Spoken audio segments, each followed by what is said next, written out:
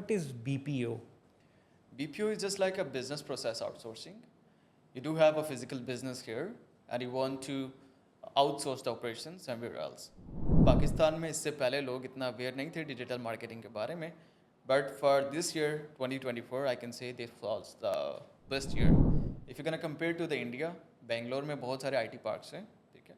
यहाँ पे आप देख लें कि तकरीबन जो बड़ी बड़ी बिल्डिंग्स हैं इतने उनके जस्ट आईटी पार्क्स हैं. सेल्फ लर्निंग इसके लिए सबसे बेस्ट थिंग है.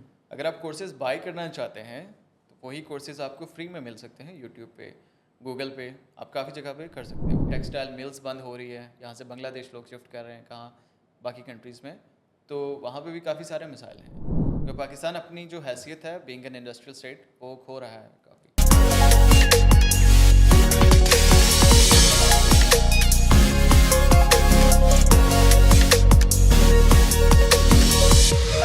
अस्सलाम वालेकुम ख़वातीनो हज़रात, मेरा नाम है आज़ महमूद और आप देख रहे हैं मकान के मेहमान.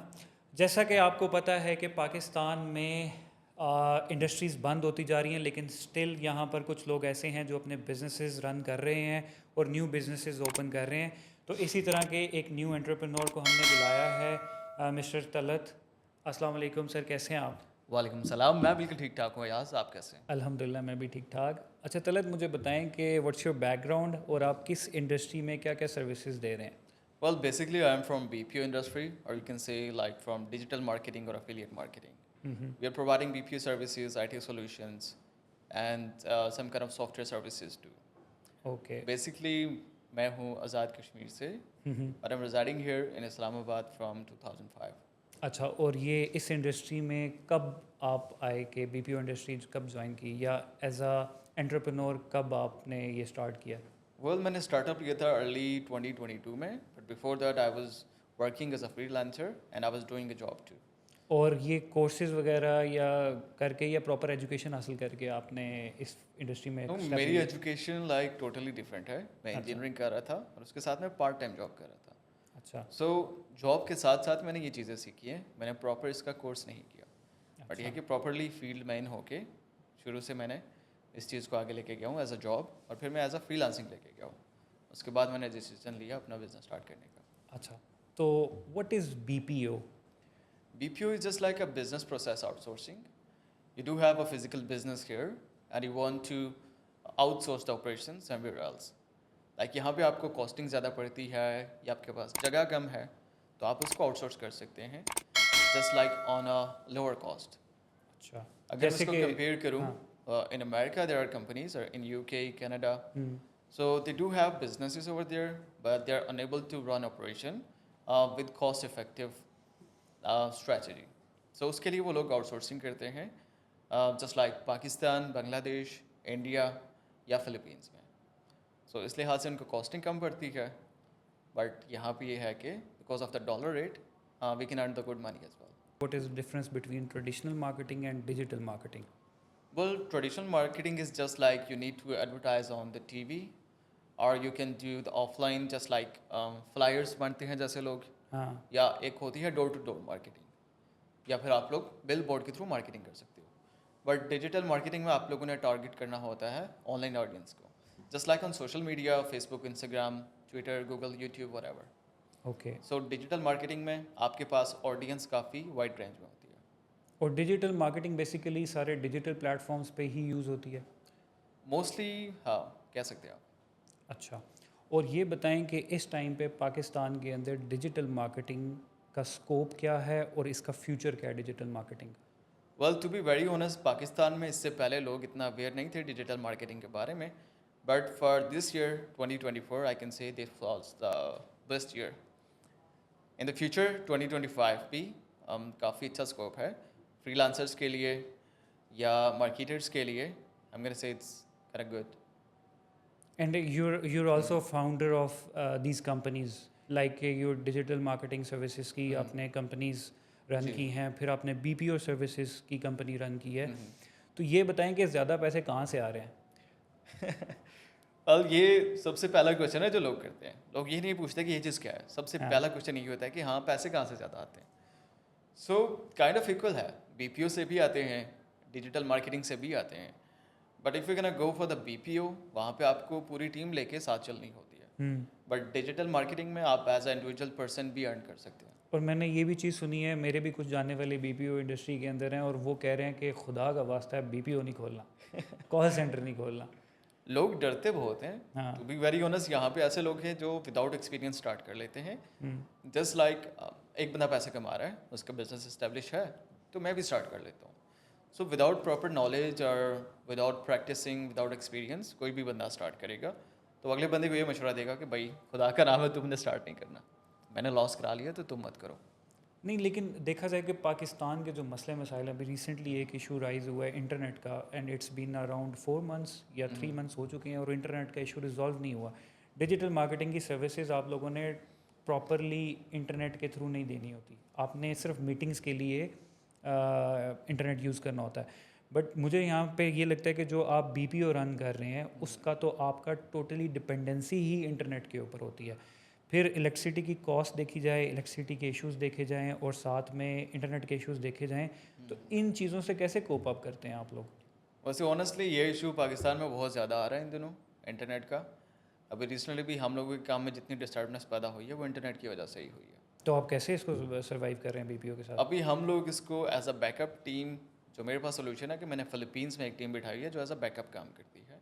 बट पाकिस्तान में मुझे इस चीज़ का कोई अच्छा सोल्यूशन अभी तक मिला नहीं है। हमने ये इशू काफ़ी राइज़ किया है इवन हुकूमती सतह पर भी, कि हम लोग जो हैं just like related to the digital marketing, BPO services और आईटी, जो पाकिस्तान में डॉलर्स लेके आ रहे हैं उनको कम से कम इतनी फैसिलिटी दी जाए।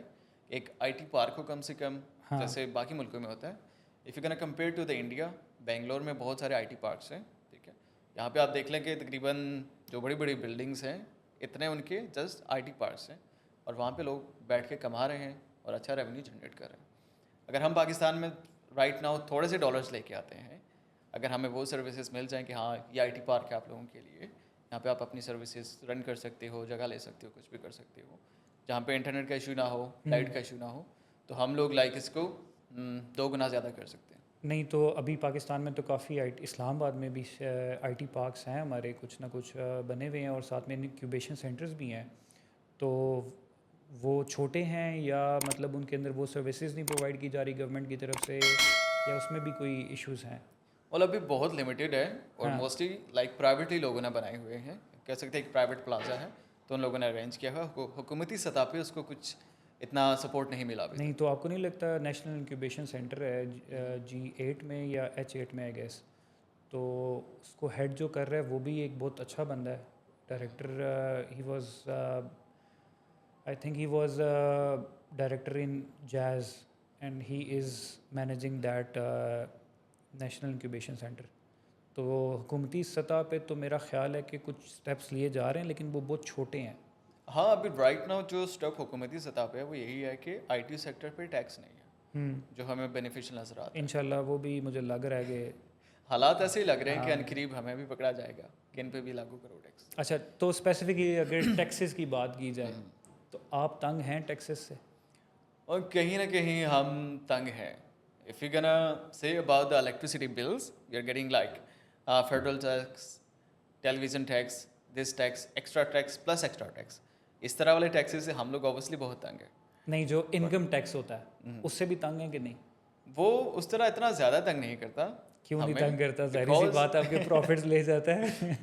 उसके लिए एक लाइक बैक वे ये है कि आपकी आईटी कंपनी है, कंपनी पे टैक्स नहीं है। If you want to purchase a car, you can purchase through your company, that will be tax free for you. अगर आप लेकिन personal ले से आप कुछ अपने करते लिए हैं, ले रहे हैं। हाँ, बट मैं अगर कंपनी के थ्रू ले रहा हूँ तो उस पर टैक्स नहीं है।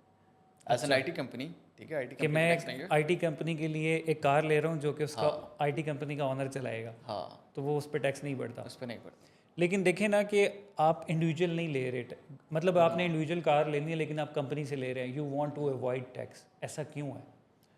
ऐसा इसीलिए है कि यहाँ पे जो टैक्स की इम्प्लीमेंटेशन है वो इतनी सही तरीके से नहीं की जा रही। टू बी वेरी ऑनेस्ट, लोग चाहते हैं कि उनके टैक्स का पैसा उनके काम आए, कहीं पे उनको उस चीज़ से प्रॉफिट हो, कुछ ना कुछ बेनिफिट्स हों, तो फिर हर बंदा टैक्स देने के लिए लाइक खुले दिल से बोलेगा कि यस। एग्जैक्टली, वो तो इम्प्लीमेंटेशन की बहुत कमी है पाकिस्तान में। अच्छा, मुझे ये बताएं कि इस टाइम के ऊपर अगर एक स्टूडेंट अपनी एक फर्म बनाना चाहता है छोटी सी, कि मैं एक डिजिटल मार्केटिंग की सर्विसेज देना चाहता हूँ या मैं एक बीपी ओपन करना चाहता हूँ, तो उसका पहला स्टेप क्या होगा? वेल उसके लिए पहला स्टेप ये है, अगर आपने डिजिटल मार्केटिंग स्टार्ट करनी है एज एन इंडिविजुअल पर्सन, तो आप उसको विदाउट रजिस्ट्रेशन के भी स्टार्ट कर सकते हैं। But if you want to go through a company, आप एफपीआर से नॉर्मली एक आईटी कंपनी फॉर्म करा सकते हैं। और उसमें पैसे कितने लगते हैं अंदाज़न कोई? उसकी इतनी कोई फीस नहीं है जहाँ तक मुझे लगता है। एफबीआर पे शायद फ्री रजिस्टर होती है, या माइट भी जो आपका एफिडेविट टाइप। सोल प्रोप्राइटरशिप अगर आप कंपनी रजिस्टर कर रहे हैं तो वो तो मेरा ख्याल है टोटली फ्री है, वो रजिस्ट्रेशन हाँ आपके अपने नेम पे ही हो जाती है। बिल्कुल, वो if totally you're free. If you're tax payer तो वो तो आपके उसी के ऊपर हो जाती है, तो उस पर तो मेरा नहीं ख्याल कोई पैसे लगते होंगे। और SCCP से भी रजिस्ट्रेशन करवानी पड़ती है कि नहीं? वो करा लें तो आपके लिए सेफ एंड है। अब if you want to go for the BPO, तो हम लोग कराते हैं PSEB से, Pakistan software export board. So वहाँ से रजिस्ट्रेशन करा लें, ईयरली होती है, माइट बी 16,000 और 18,000 की। सो वो बेस्ट है, वो एक अच्छा। किस्म का आपके लिए बैक एंड सपोर्ट है। अच्छा, ये तो हो गया कंपनी रजिस्ट्रेशन का। क्या एक स्टूडेंट कंपनी को रन करने के लिए एक्सपीरियंस हासिल करे, या फिर पेड कोर्सेज? 2024 में जितना मैंने कोर्सेज को रगड़ते हुए देखा ना लोगों को, वो कहीं पे भी नहीं नज़र आया मुझे आज से पहले। तो क्या उसको कोर्स करना चाहिए, या फिर उसको कहीं पे इंटर्नशिप करके थोड़ा सा टाइम स्पेंड करना चाहिए किसी डिजिटल मार्केटिंग सर्विसेज कंपनी के साथ? कौन से ऐसे स्टेप हैं जिससे वो एक बेहतर मार्केटर बन सकता है इन फ्यूचर? देखिए, जहाँ तक मुझे लगता है कि सेल्फ लर्निंग इसके लिए सबसे बेस्ट थिंग है। अगर आप कोर्सेज बाय करना चाहते हैं, तो वही कोर्सेज आपको फ्री में मिल सकते हैं यूट्यूब पे, गूगल पे, आप काफ़ी जगह पे कर सकते हो। बट ये है कि आपको एक चीज़ को सर्च करना आना चाहिए प्रॉपर। अगर आपकी सेल्फ लर्निंग है तो आप उस चीज़ को सीख सकते हो। इसके अलावा अगर आप कहीं पे ज्वाइन करते हो, just like as an internship, और if you want to do a part time job just like this, so ये चीज़ भी काफ़ी आपके लिए हेल्पफुल होगी फॉर स्टार्टअप। अच्छा, 2024 में डिजिटल मार्केटिंग के कोर्सेज की हकीकत क्या है? Well to be very honest, सारे कोर्सेज तकरीबन एक जैसे हैं। अच्छा। हर बंदे का बताने का अंदाज़ थोड़ा अलग होता है, तो वो घुमा फिरा के ले जाता है उसको। जस्ट लाइक आपके सामने 4 लोग हैं, ये 4 स्टूडेंट्स हैं, तो हर स्टूडेंट को समझाने का तरीका अलग होगा। एक अच्छे तरीके से समझेगा, एक शायद गुस्से से समझे। सो जितने भी लोग कोर्सेज बेचते हैं वो उसी स्ट्रैटेजी को यूज़ करते हैं। जस्ट लाइक आप कंपेयर करें एंड्रूटेड को, ठीक है, वो एक तरीके से मोटिवेशनल तरीके से कोर्सेज बेचता है अपने, और लोग लेते हैं। अब वहीं पे आप ले लो कि पाकिस्तानियों के शाहिद अनवर है, ठीक है, ठीक है। वो ऐसे क्रिटिसाइज़ करके, गालियाँ दे के, गरीब को हाँ। शरीफ को कुछ भी बोल के, वो इस तरह कोर्स करके बेच रहा है कि हाँ भाई इस बंदे को इस तरह से कह रहे थे, इस तरह ले। But at the and cheese एक ही है। लेकिन एक 5,000 के कोर्स में और एक 1 लाख के कोर्स में डिफरेंस होता है या नहीं? Well different is all about the personality. If you are upset with personality, then it's can affect for you. एक आम बंदा वही कोर्स बेच रहा है 5,000 में, और एक फेमस बंदा वही कोर्स बेच रहा है 1 लाख में, तो आप पर्सनैलिटी के पीछे जाओगे। अच्छा, कोर्स तो सेम है? कोर्स तकरीबन सेम होता है। अच्छा। मतलब यहाँ पे लेकिन ऐसी उसमें कोई ये चीज़ है ही नहीं बंदा कहे कि हाँ बहुत डिफरेंट है, ये बहुत का रॉकेट साइंस है इसमें। हाँ, लेकिन ये भी चीज़ होती है ना कि आप अगर कोर्स को उठा के देखें तो एक बंदे की लर्निंग इतनी है जो कि एक बहुत बड़ा मशहूर बंदा है, जैसे एंड्रयू टार्ट की बात करें। अब मुझे नहीं उसका नाम भी नहीं प्रोनाउंस करना आता, उसको कुछ लोग एंड्रयू टेट बोलते हैं, एंड्रयू टार्ट बोलते हैं, मुझे उसका कन्फ्यूजन है। लेकिन सही। उस बंदे को लोग ज़्यादा प्रेफर करेंगे क्योंकि उसके एक्सपीरियंसेस बहुत ज़्यादा हैं, और वो डिजिटल मार्केटिंग और अमेज़ॉन और उसके अलावा बेतहाशा उसकी लिस्ट है कोर्सेज़ की, तो वो ज़्यादा लोग उसको एक्सपीरियंस समझते हैं। क्या एक्सपीरियंस भी मैटर करता है कि एक पाकिस्तानी बंदा जो डिजिटल मार्केटिंग के कोर्सेज़ दे रहा है 5-5 हज़ार में, वो लोग प्रेफर नहीं करते, लेकिन वहाँ पे वो ज़्यादा पैसा देना पसंद करते हैं? वो क्या पर्सनैलिटी का ही फैक्टर है या उसमें एक्सपीरियंस भी मैटर करता है? इसके लिए यही है कि उन लोगों की मार्केटिंग इतनी अच्छी होती है कि लोग उस तरफ मुड़ जाते हैं। अगर एक बंदे का कोर्स लाइक यहाँ पे एक ईमान गाजी है, उनका कोर्स है $800 का, वहीं पे $800 का? हाँ, और वो बहुत सारे लोगों ने परचेज़ किया है इंक्लूडिंग मी, क्योंकि मुझे खुद उस टाइम पे पता नहीं था। मैंने कहा चलो मैं हाँ। परचेज़ करके देखता हूँ कि इसमें है क्या। सो सारी चीज़ वही है। जस्ट लाइक आप एक प्लेटफॉर्म ओपन करो, बैक एंड पे वॉइस ओवर स्टार्ट कर दो, you need to do this, you need to do this. Same person है, बैक एंड पे एंड्रोटेट की वॉइस है, ठीक है, वही सेम कोर्सेज हैं, बैक एंड पे ईमान गाजी की वॉइस है। अब हर बंदे का अपना अलग रेट है, वो अलग चार्ज करता है, ये अलग चार्ज करता है। बट बात वही आती है कि how you market yourself. Yup. तो इसका मतलब है कि मार्केटिंग जो है वो इन फ्यूचर भी गेम चेंजर है पाकिस्तान के लिए। ऑब्वियसली। और अभी देखा जाए कि 2023 में marketing digital marketing was on the peak, क्या 2025 के लिए भी सेम स्ट्रेटजी लोग अपनाएं कि लोग डिजिटल मार्केटिंग ही सीखें, या there is something big coming in 2025? Well I can say there are a big changes too, because जो प्लेटफॉर्म्स है उसमें तब्दीली आती रहती है, तो साथ साथ अपडेट होना बहुत लाजमी है। हम्म। अब आप बैक पे जाएँ 2022 या 23 में, तो जस्ट फेसबुक मार्केटिंग होती थी, लोग उसको ज़्यादा प्रेफर करते थे। फिर उसके बाद ज़्यादातर ऑडियंस आ गई इंस्टाग्राम पे। हम्म। अभी आप ओवरऑल देखें तो टिकटॉक पे मार्केटिंग लोग ज़्यादा करते हैं। सो इस तरह से प्लेटफॉर्म्स चेंज होते रहते हैं। बंदे को just like up to date रहना है कि हाँ, जो चीज़ जा रही है मैंने उसी की तरफ लाइक अपना फुल फोकस रखना है, बिल्कुल। होल्ड होना चाहिए उस पर। मैंने नोटिस किया है बहुत से बीपीओज पाकिस्तान से बंद होके इंडिया और बांग्लादेश की तरफ शिफ्ट हो गए हैं। वैसे तो अगर बात की जाए टेक्सटाइल इंडस्ट्री भी काफ़ी शिफ्ट हुई है बांग्लादेश की तरफ, लेकिन अगर स्पेसिफिकली बात की जाए बीपीओ इंडस्ट्री की, तो उसका मेन शिफ्ट करने का रीज़न क्या है इंडिया में? Well to be very honest, right now जो पाकिस्तान में पॉलिटिकल इंस्टेबिलिटी है उसकी वजह से बहुत असर हो रहा है। और ऊपर से ये है कि फॉरेन डायरेक्ट इन्वेस्टमेंट पाकिस्तान में ना होने के बराबर है। अगर आप इंडिया में देखो तो जस्ट लाइक एप्पल की फ्रेंचाइज है, तो वहाँ पे फॉरेन डायरेक्ट इन्वेस्टमेंट आती है, they will can fund you to open a support centre. Pakistan में ये चीज़ नहीं है, पॉलिटिकल इंस्टेबिलिटी है, लाइक ऑफ द इंटरनेट है। इसके अलावा भी बहुत सारे इश्यूज ऐसे आते हैं। If I am gonna talk about my self, I do have a BPU. So really ये होता है कि मेरे एम्प्लॉयज़ हैं तकरीबन 150, उन्होंने आना है, but there is a strike, वो नहीं आ सकते। And if you can go for the second day, there is a lack of internet, वही बेबी शार्क वाला जो इशू आ जाता है। हाँ। ठीक है, सो दोबारा से ये चीज़ कोई भी क्लाइंट है वो डिस्टर्बनेस नहीं चाहेगा, तो हमें उसके बैकएंड के लिए फ़िलीपींस या इंडिया, बांग्लादेश कहीं ना कहीं कुछ करना पड़ता है। बिल्कुल। अगर आप इंडिया की तरफ देखें तो उनकी तरफ इस चीज़ में स्टेबिलिटी बहुत ज़्यादा है।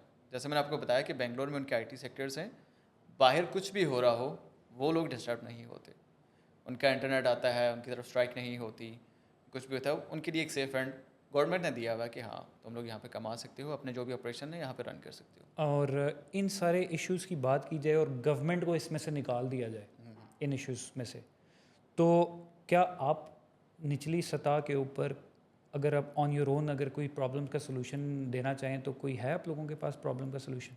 कल हम लोगों के पास इतने बड़े वाले सोल्यूशन नहीं है जो हुकूमती सतह पे हो सकते हैं। हम लोग लाइक ट्रेनिंग दे सकते हैं, स्किल डेवलप करा सकते हैं, बाकी सारी चीज़ें कर सकते हैं, नहीं, लेकिन अगर स्पेसिफिकली इश्यूज़ की बात की जाए, जैसे कि आपने बात की कि इंटरनेट इश्यूज़ हैं, ये एक बड़ी सतह पे देखा जाए तो गवर्नमेंट के इश्यूज़ हैं कि जो ये चीज़ें रेगुलाइज नहीं करती या इतनी उन्होंने लेट गो किया हुआ इन चीज़ों को। तो क्या इन चीज़ों से पाकिस्तान के मसाइल, बड़े मसाइल, जैसे कि पाकिस्तान इस टाइम पे बहुत ज़्यादा मकरूज़ हुआ हुआ है, तो क्या ये issues with in 10 years resolve हो सकते हैं? well, उम्मीद है कि रिजॉल्व हो जाना चाहिए, बिकॉज राइट नाउ अगर आप देखेंगे आईटी सेक्टर की अर्निंग के बारे में, तो वो हर साल तकरीबन डबल होती जा रही है। लेकिन इसमें ये भी तो चीज़ देखें ना कि आईटी इंडस्ट्री बढ़ रही है लेकिन उस पर टैक्सेस नहीं है, तो क्या गवर्नमेंट को ऐसे स्टेप लेने चाहिए कि बाकी इंडस्ट्रीज़ के ऊपर भी थोड़ा सा हाथ होला रखे टैक्सेस के ऊपर? मेरे ख्याल से ये होना चाहिए।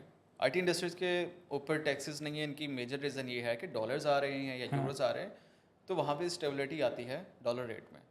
बट बाकी सेक्टर्स को भी मुश्किलात बहुत ज़्यादा होती है। अभी मैंने रिसेंटली ये चीज़ नोटिस की है कि टेक्सटाइल मिल्स बंद हो रही है, यहाँ से बांग्लादेश लोग शिफ्ट कर रहे हैं कहाँ, बाकी कंट्रीज़ में, तो वहाँ पे भी काफ़ी सारे मिसाइल हैं in terms of electricity, in terms of like communication of this kind of moods, तो काफ़ी सारे इंप्रूवमेंट्स होने को हैं। तो पाकिस्तान अपनी जो हैसियत है बीइंग एन इंडस्ट्रियल स्टेट वो खो रहा है काफ़ी। और देखा भी जाए कि बांग्लादेश भी जाके ये इश्यूज़ तो होंगे, और आज तक पाकिस्तानी इंडस्ट्रीज़ बंद नहीं हुई। मसले तो पहले दिन से हैं जब से पाकिस्तान बना है, इलेक्ट्रिसिटी के इश्यूज़ भी तब से थे, लेकिन अभी इतनी ड्रास्टिक चेंजेस आई हैं इलेक्ट्रिसिटी के अंदर, बिल्स के अंदर, और साथ में टैक्सेस के ऊपर, फिर साथ में जो पेट्रोल है उसकी प्राइसेस एकदम से अब्रप्टली ऊपर गई हैं। तो इन चीज़ों को अगर ओवरऑल कंसिडर किया जाए तो इसका मतलब ये है कि आईटी कंपनीज़ का भी बूम आया है, लेकिन जिस दिन इसके ऊपर ज़रा सा टैक्स लगा तो ये भी ख़त्म हो जाएगा पाकिस्तान से। हाँ मोस्ट प्रोबेबली, बिकॉज इसके कंपिटेटर्स बहुत ज़्यादा हैं। आप देखो तो पड़ोसी मुल्क इंडिया है, बांग्लादेश है या फिलीपींस है। सो राइट नाउ हम लोग इस चीज़ पे सर्वाइवल कर रहे हैं कि just because of your earning is in dollars, तो आप लोग उस पर सर्वाइव कर रहे हैं। इसके अलावा बाकी सहूलतें देखी जाएँ तो सर्वाइवल बहुत मुश्किल है। अच्छा तलत, आपने पाकिस्तान के अलावा काफ़ी मुल्कों में विज़िट किया है, तो ये बताएं कि बिज़नेस एस्टेब्लिश करना किस मुल्क में इजी है? पाकिस्तान में इजी है या दुबई में इजी है या सिंगापुर में इजी है? कहाँ पर ज़्यादा इजी है? Easiness of doing business and easiness of creating a new business.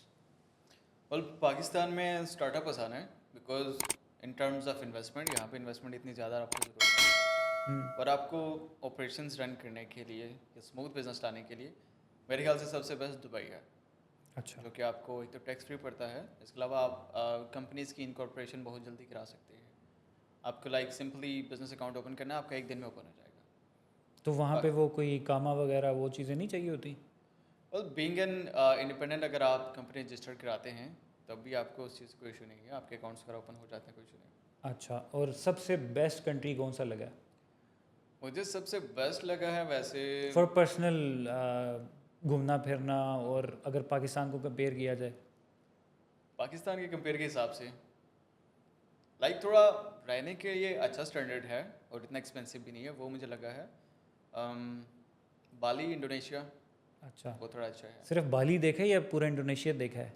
पूरा इंडोनेशिया जस्ट लाइक जकार्ता, अच्छा। बट बाली मुझे पर्सनली पसंद है, जस्ट लाइक इस्लामाबाद की तरह है और क्लोज टू द नेचर। और बीच वगैरह है वहाँ पे? हाँ, वहाँ पे तो सैलाब शैब का सिस्टम तो नहीं है?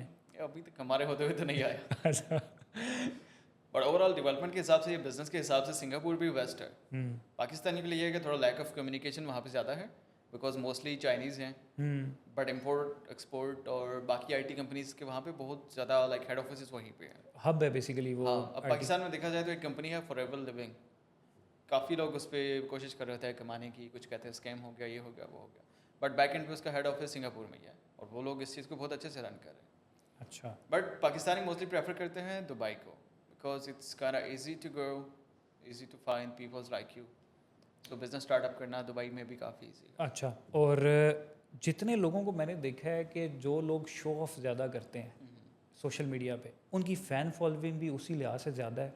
काम उनका टके का नहीं होता लेकिन फॉलोअर्स बेतहाशा होते हैं उनके। तो क्या पाकिस्तानी अवाम में मसला है या वो लोग कहते हैं कि भाई हम बनाएं वो चीज़ कि जो लोग देखना पसंद करते हैं?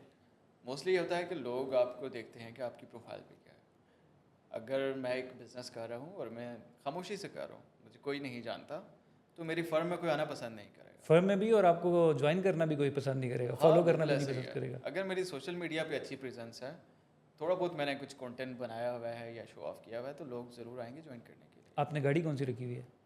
मैं बस रैंडमली फ़िलहाल तो सिविक ही कह सकते हैं कि वही है। अच्छा, तो आपने नहीं ऑडी की तरह लोगों को दिखाया कि यार देखें मैंने मेरी इतनी छोटी फर्म है या बड़ी फर्म है और मैंने ये ऑडी बनाई है इससे, और मैं जो हूँ जिम भी जाता हूँ, उसकी भी रील्स आप लगाए, उसके बाद सारी चीज़ें करें, तो आवाम ज़्यादा अट्रैक्ट होती है उसकी तरफ। ये अभी तक मुझे इस चीज़ की ज़रूरत नहीं पड़ी बिकॉज मेरे पर्सनल रिलेशन मार्केट में काफ़ी ज़्यादा थे। अब मैं अगर एक सिंपली एक निच को टारगेट करूँ स्टूडेंट्स को, तो मेरे जो फेलो स्टूडेंट्स थे वही मुझे बहुत ज़्यादा हैं जो ज्वाइन करना चाहते हैं, या बहुत से ऐसे लोग हैं जिन्होंने ज्वाइन किया हुआ ऑलरेडी। और इसके अलावा जॉब फेयर्स में मैं जाऊँ या अपनी टीम को भेज दूँ तो वहाँ से काफ़ी एम्प्लॉयज़ आ जाते हैं। सो उस तरह से मैंने प्रोफाइल को इतना ज़्यादा शो ऑफ नहीं किया।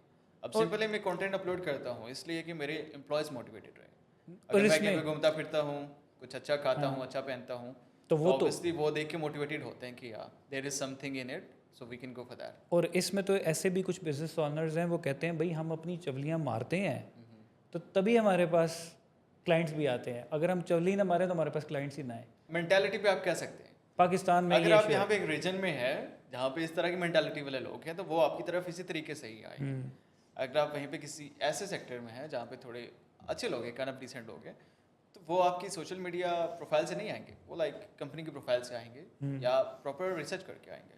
अब नॉर्मली हम अगर जॉब पोस्ट करते हैं फेसबुक पे तो बहुत रैंडम ऑडियंस आ रही होती है जिनको कुछ भी पता नहीं होता, जस्ट देखते हैं जॉब है, ये सैलरी मेंशन है तो आ जाते हैं।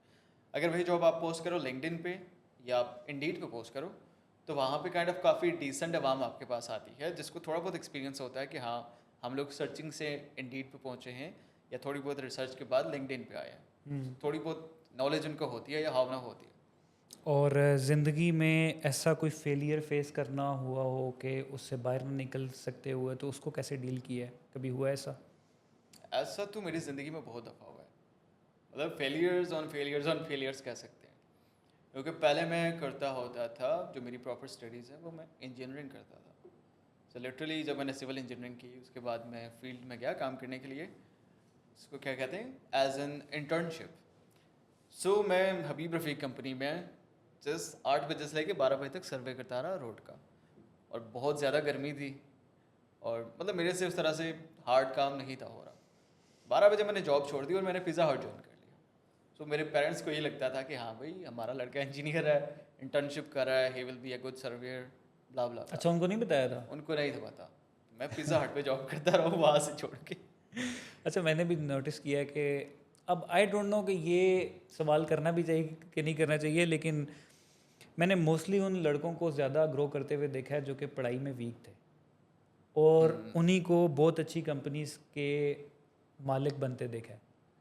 तो क्या इंसान को पढ़ाई छोड़ के फिर यही काम करना चाहिए? नहीं, ऐसा नहीं है। पढ़ाई आप करो, लेकिन ऐसा नहीं है कि पढ़ाई ही सब कुछ है। अच्छा, पढ़ाई को आप 50% कह सकते हैं कि आपको 50% मतलब नॉलेज 50% ये है कि आपने 4 सेमेस्टर के बाद। टू बी वेरी ऑनेस्ट, जैसे मैं तब फील्ड में काम करने गया एज अ सर्वेयर, तो मेरे से बात नहीं थी करनी होती कि हाँ भाई मुझे छुट्टी चाहिए, ठीक है, या मुझे खाना खाने जाना है। वहाँ से छोड़ के जब मैंने पिज़्ज़ा हट ज्वाइन किया तो सिंपली सबसे पहली चीज़ यही थी कि मेरी कम्युनिकेशन बेहतर हुई। मुझे कस्टमर डीलिंग आई कि हाँ कस्टमर से बात कैसे करते हैं। तो उस चीज़ से मुझे काफ़ी लाइक इम्प्रूवमेंट मिली है किस्म की। नहीं तो पिज़्ज़ा हट में जिस तरह लोग आजकल कहते हैं कि ये कैसा पिज़्ज़ा उठा के ले आए, वो बड़े चूज़ी होते हैं और बड़े गलत कमेंट्स पास करते हैं, तो वो बेसिकली नेगेटिविटी आपको फेस करनी पड़ती है। तो उसका कोई ऐसा कोई सिनेरियो हुआ है कि उससे भी आपको कोई लर्निंग हुई हो? ऐसा बहुत दफ़ा हुआ है, और यहीं से आपको ये चीज़ आती है कि आप प्रॉब्लम का सोल्यूशन कैसे निकालते हो, या आप उसको कम्युनिकेट कैसे करते हो। आपको लोगों के एंगर इश्यूज देखने पड़ते हैं, कम्प्लीमेंट्स देखने पड़ते हैं। तो ये सारी चीज़ें आपको like face to face talk से आती हैं, मार्केटिंग से आती हैं। So being a person, if you are student and you are just focus on your studies, आप सिर्फ किताबों के साथ ही बात करते हो, तो आप में ये चीज़ नहीं आएगी। आप लोगों से मिलो जुलोगे, घूमा फिरोगे, तो ये सारी चीज़ें आएंगी। क्वेश्चन दोबारा वही है कि इंसान को फिर स्टडी की तरफ इतना फोकस नहीं करना चाहिए। तो एक इंसान जिसने बैचलर्स ज्वाइन कर लिया है, जिसने स्टडीज़ ज्वाइन कर ली हैं, तो उसके लिए क्या मैसेज है कि वो किस तरीके से अपने आप को ग्रूम कर सकता है स्टूडेंट लाइफ के अंदर ही, कि वो कुछ इन फ्यूचर बन सके? अभी मार्केट में कंपटीशन इतना ज़्यादा है कि आप सिर्फ स्टडी पर रिलाई नहीं कर सकते। अब एक बंदा है वो स्टडीज़ कर रहा है 4 साल से, और वो साथ में फील्ड में जॉब भी कर रहा है 4 साल से as a part time job. अब वही बंदा जब बिजनेस स्टार्ट करेगा तो ऑलरेडी उसका लाइक 50% काम डन है, उसको बिल्कुल। मार्केट का एक्सपीरियंस है। अब वही एक बंदा है जो सिर्फ स्टडीज़ करता रहा है, वो बिजनेस स्टार्ट करेगा तो उसके लिए जीरो से स्टार्टअप है वो। सो स्टडी के साथ आपको लाइक पार्ट टाइम जॉब या कुछ ना कुछ एक्सपीरियंसेस करने चाहिए। अच्छा, एक स्टूडेंट अगर वो चाहता है कि मैं अपनी स्टूडेंट लाइफ के अंदर ही कमाना शुरू कर दूं, तो उसके लिए क्या मैसेज है? उसके लिए यही है कि पार्ट टाइम जॉब या फ्रीलांसिंग उसको लाजमी करनी चाहिए। बिकॉज राइट नाउ पाकिस्तान में ऐसे हालात हैं कि आप स्टडीज़ का सारा बर्डन अपने पेरेंट्स पे भी नहीं डाल सकते। If you are in university, you are doing bachelors, probably you need a part time job, और you should be a freelancer. जैसे ग्राफिक डिज़ाइनर्स हैं, वेब डेवलपर्स हैं, और भी बहुत सारे फील्ड है। ऐसा नहीं कहूँगा कि हम हमारे साथ ज्वाइन कर ले, हम भी पार्ट टाइम जॉब ऑफर्स करते हैं, but it's up to you. अगर एक स्टूडेंट है वो बैचलर्स के बाद से बिजनेस स्टार्ट करता है तो वो उसका ज़ीरो से स्टार्ट होगा। पर if he is already doing a part time job और फ्रीलांसिंग, देन ऑलरेडी उसका मार्केट में एक्सपीरियंस है, उसकी बेटर कम्युनिकेशन है, सो उसके लिए स्टार्टअप ज़्यादा आसान होगा। और मैंने मोस्टली स्टूडेंट्स को देखा है कि अभी मैं उनसे पूछता हूँ तो वो कहते हैं भाई हमने ये फील्ड इसलिए चूज़ की है कि हमें खुद नहीं पता था, बस कोई और मिल नहीं रही थी तो हमने कर लिए, ये फील्ड चूज़ कर लिए। तो क्या इंटरेस्ट लेवल भी मैटर करता है एक बच्चे के लिए, कि जो बच्चा अगर लेट से ग्राफिक डिज़ाइनर बनना चाहता है तो उसका इंटरेस्ट लेवल उस लेवल पे जाएगा तब जाके वो कुछ अच्छा बेहतर ग्राफिक डिज़ाइनर बन पाएगा, या एक कोई भी बंदा जो कि जिसने ग्राफिक डिज़ाइनिंग की फील्ड चूज़ कर लिया तो वो बस अच्छा अर्न कर सकता है उतना ही लेवल का जिसका सेम इंटरेस्ट है? नहीं, ऑब्वियसली इंटरेस्ट लेवल ज़्यादा मैटर करता है। एक बंदा है वो जस्ट दूसरे को देख के काम करता है कि हाँ भाई इससे पैसे आ रहे हैं तो मैं भी पैसे कमा लूँ, हाँ। तो उस पर उसका पोटेंशियल इतना ज़्यादा नहीं होगा। लेकिन एक बंदे का अपना इंटरेस्ट है कि हाँ मैं एक बेहतर ग्राफिक डिज़ाइनर हूँ, मेरी अपनी मार्केट है, या मैं किसी को ये कोड कर सकता हूँ कि I have done this, so this is my rate. So उस बंदे का अलग लेवल होगा, ठीक है, उसको आप लाइक साथ कम्पीट नहीं कर सकते। अच्छा। अच्छा, कुछ लोग कॉल सेंटर्स की फील्ड को ना बड़ा बुरा समझते हैं, जैसे कि ये एक तो नाइट शिफ्ट की जॉब है, लोगों की सेहत भी ख़राब होती है, और साथ में लोग ये भी समझते हैं कि यार it's not for females, safe नहीं है, तो इसके बारे में आप क्या मैसेज देना चाहेंगे? वेल इसके लिए यही है कि लोगों को भी प्रॉपर अवेयरनेस नहीं है इस चीज़ के बारे में। लोग वही एक पुरानी चीज़ सोच रहे होंगे कि हाँ ऐसा होता है ऐसा होता है, बट रिसेंटली इस इंडस्ट्री में काफ़ी ग्रोथ आई है। अब हमारे पास फीमेल एम्प्लॉयज़ भी हैं, more than 30 to 40 employees females हैं, and everything is kind of good. और जहाँ तक बात है रात जागने की, तो ऑलरेडी आप देखो इस एज के जितने भी लड़के लड़कियाँ होती हैं 2 बजे तक तो पबजी खेल रहे होते हैं वो लोग। हाँ, बिल्कुल ऐसी है। उसके बाद नमाज का टाइम हो जाता है, 3-4 तक नमाज पढ़ के सुबह तक हो ही जाता है। अब वही टाइम आप अगर काम के लिए यूटिलाइज करते हो तो इट विल बी गुड। अच्छा, किसी बच्चे को लेट्स से कि अगर कोई पार्ट टाइम जॉब करनी है तो कहने should they contact you? Sure they can contact us. BPO की फील्ड के अंदर एक ये चीज़ भी बड़ी आम है कि लोग इसको एज अ कैरियर नहीं चूज़ करते। वो कहते हैं यार हमें छुट्टियां हुई हैं तो let's join BPO call centre join कर लेते हैं, कुछ दिनों बाद छोड़ देंगे, 2 महीने की सैलरी आ जाएगी, थोड़े से पैसे मिल जाएंगे, हम कैरियर एज अ इसको कैरी ऑन नहीं करना चाहते।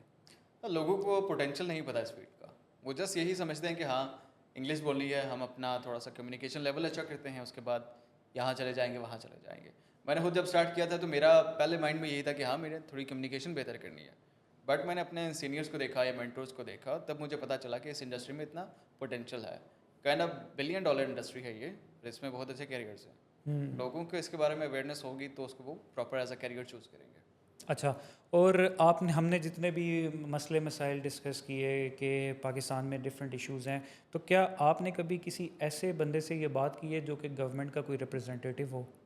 हाँ, इसके लिए हम लोगों की एक अपनी कम्युनिटी है। हम लोग इवेंट्स भी कराते हैं और अपने जितने भी मसले होते हैं वो शेयर करते हैं। पाकिस्तान सॉफ्टवेयर एक्सपोर्ट बोर्ड को शेयर करते हैं, मिनिस्टर ऑफ आईटी को शेयर करते हैं। और वो मसले हल हुए हैं आज तक या नहीं हुए? पाकिस्तान में आपको पता है कि मसला लिख लिया जाता है या ये बता दिया जाता है कि वी आर लारा ऑन लगा इट, दिया जाता है। या तो it will be better in few days. अच्छा, तो वो उस पर कोई रिस्पांस नहीं है? कुछ खास नहीं है, बस उम्मीद में ही है हम लोग कि हाँ ये चीज़ अच्छी होगी। अच्छा, एक एफिलिएट मार्केटर या एक डिजिटल मार्केटर बन जाता है एक बंदा, तो वो कितना अर्न कर सकता है? और इसमें अर्निंग के लिए तो बहुत अच्छी अमाउंट भी आप कह सकते हैं, but if it is just a startup for you. अगर आप इसको कंपेयर करें फॉर अदर कंट्रीज़, यूएस में लोग कहते हैं कि like we do have a job so we are earning around $5,000-6,000। So affiliate marketing को वो ये समझते हैं कि इसे हम लोग 2,000 या $2,500 कमाते हैं तो वो जॉब को चूज़ करते हैं। But in Pakistan we can say like it's good amount of money. अगर आप महीने के $1,500 भी कमाते हैं या $1,000 भी कमाते हैं, so it is a good amount for you. एक प्रोफेशनल मार्केटर जो है वो महीने के $5,000 से $6,000 आराम से कमा सकता है। $5,000 से $6,000 जी, इन पाकिस्तान? यस। क्या बात है। As a career digital marketing इस टाइम पे स्टूडेंट्स को चूज़ करना चाहिए अपना कैरियर या नहीं? ऑब्वियसली, बिकॉज ये ऐसी चीज़ है कि आप विदाउट एनी इन्वेस्टमेंट भी स्टार्ट कर सकते हैं। If you just have a bit knowledge you can easily start it online. आप थोड़े से नॉलेज के साथ स्टार्ट करो, उसके बाद आपको ज़्यादा इन्वेस्टमेंट की ज़रूरत नहीं है। आप simply social media platform use करो, कोई भी एफिलिएट नेटवर्क चूज़ करो, just like if you are joining Amazon affiliate network और if you can go for the other things. आपने नाइकी का एफिलिएट प्रोग्राम ज्वाइन कर लिया, so you need to sell the products of Nike. So आप उसके लिए शुरू में विदाउट एनी इन्वेस्टमेंट आप फेसबुक, इंस्टाग्राम, व्हाट्सएप ग्रुप्स, इन चीज़ों में एडवर्टाइज कर सकते हैं उस चीज़ को। सो आपके एफिलिएट लिंक के थ्रू कोई भी अगर परचेजिंग करेगा तो उससे आपको कमीशन है। लेकिन इसके लिए सोशल गैदरिंग होना भी लाजमी है। यस, वो लाजमी है। अच्छा, डिजिटल मार्केटिंग के अलावा ई कॉमर्स बिजनेसेस के भी कोर्सेज बहुत बेचे जा रहे हैं। इसका मतलब है कि लोगों को ई कॉमर्स भी लोगों को सिखाया गया, लेकिन मैंने मोस्टली लोगों को देखा है कि वो फेल हुए हैं बहुत बुरी तरह। तो इसकी क्या रीज़न है कि डिजिटल मार्केटिंग और ई कॉमर्स के कोर्सेज करने के बावजूद लोग बड़ा बुरा फेल होते हैं? इसकी क्या रीज़न है? रीज़न यही है कि एक बंदे ने ई कॉमर्स स्टार्ट कर दिया लेकिन उसको डिजिटल मार्केटिंग नहीं आती, तो ऑब्वियसली वो फेल होगा। आपको ई कॉमर्स के लिए एसईओ लाजमी है, डिजिटल मार्केटिंग आनी चाहिए, बिकॉज प्रोसेस सेम ही है। आप किसी और कंपनी के लिए डिजिटल मार्केटिंग करते हो, it means they are selling their products through your marketing. अगर आप अपनी ई कॉमर्स स्टार्ट करते हो, या तो आपको अपना स्टाफ ऐसे हायर करना होगा जो अच्छी मार्केटिंग करे आपके ब्रांड की, या आपको बाकी किसी को like as an affiliate add करना होगा कि जो आपके ब्रांड की मार्केटिंग कर सके। तो नहीं courses are enough for running a business या नहीं? Well, I don't think so. Courses are just like a motivation to start your business. लेकिन अगर आपने प्रॉपरली करना है तो आपके फील्ड में होना लाजमी है। अच्छा, थ्योरी एंड प्रैक्टिकल में बहुत फ़र्क है। आप थ्योरी के साथ साथ थोड़े प्रैक्टिकल भी होंगे तो it will be easy for you. और इस टाइम पे पाकिस्तान में हर बिजनेस को डिजिटल मार्केटिंग की सर्विसेज रिक्वायर्ड है, तो Yes, क्लाइंट्स obviously. को कैसे घेरा जाता है? इस फील्ड में? वेल सबसे अच्छा यही है सोल्यूशन कि आप सोशल मीडिया पे टारगेट करो. नहीं, टारगेट कैसे किया जाए कि If मतलब I'm gonna talk about your services, makaan.com, आपके लिए सबसे ज़्यादा इजी वे यही होगा कि आप सोशल मीडिया पर लीड्स जनरेट करेंगे. उसके बाद आपकी टीम होगी जो फॉलो अप करेगी.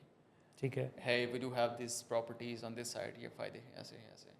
सो जो कंटेंट एंगेजमेंट है उसके लिए आपको प्रॉपर मार्केट रिसर्च करनी पड़ती है कि आपका ये कंटेंट है, आपके कौन से ऑडियंस के पास जाना चाहिए. Thank you so much Talat for joining us. इंशाल्लाह ज़िंदगी रही तो आपसे सर्विसेज के बारे में भी कांटेक्ट किया जाएगा. You are welcome Ayaz, obviously. Thank you so much for watching this podcast. इसी तरह की इंफॉर्मेटिव वीडियोस के लिए हमें लाइक करें, सब्सक्राइब करें, and thank you so much for watching it. आपकी पहचान आपका मकान.